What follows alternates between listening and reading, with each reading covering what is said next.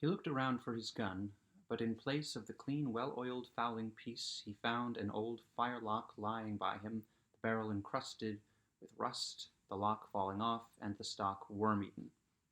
He now suspected that the grave roysters of the mountain had put a trick upon him, and having dosed him with liquor had robbed him of his gun.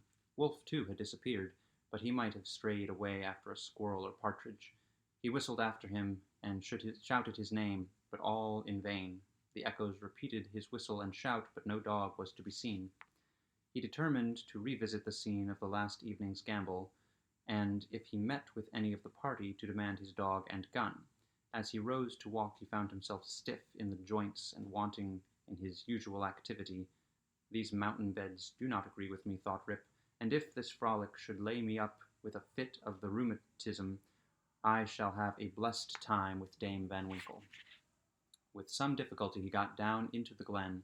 He found the gully up which he and his companion had ascended the preceding evening, but to his astonishment a mountain stream was now foaming down it, leaping from rock to rock, and filling the glen with babbling murmurs. He, however, made shift to scramble up its sides, working his toilsome way through thickets of birch, sassafras, and witch hazel, and sometimes tripped up or entangled by the wild grapevines that twisted their coils or tendrils from tree to tree and spread a kind of network in his path. At length he reached to where the ravine had opened through the cliffs to the amphitheatre, but no traces of such opening remained. The rocks presented a high, impenetrable wall over which the torrent came tumbling in a sheet of feathery foam, and fell into a broad, deep basin, black from the shadows of the surrounding forest. Here, then, poor Rip was brought to a stand. He again called and whistled after his dog. He was only answered by the cawing of a flock of idle crows, sporting high in the air about a dry tree that overhung the sunny precipice, and who, secure in their elevation, seemed to look down and scoff at the poor man's perplexities. What was to be done?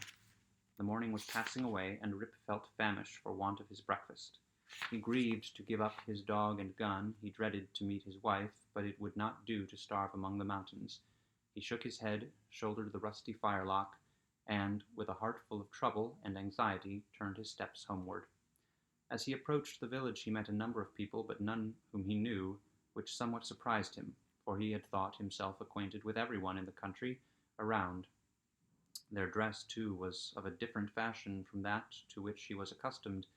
They all stared at him with equal marks of surprise, and whenever they cast their eyes upon him invariably stroked their chins.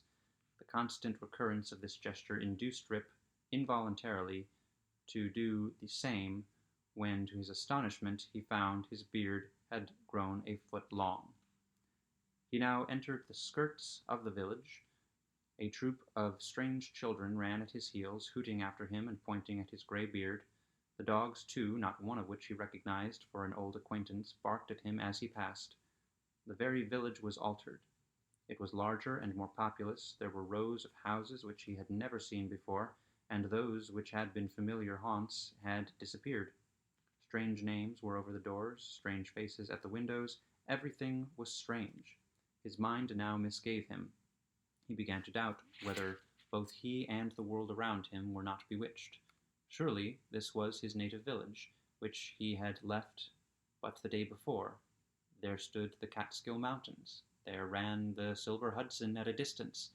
There was every hill and dale precisely as it had always been. Rip was sorely perplexed. That flagon last night, thought he, has addled my poor head sadly.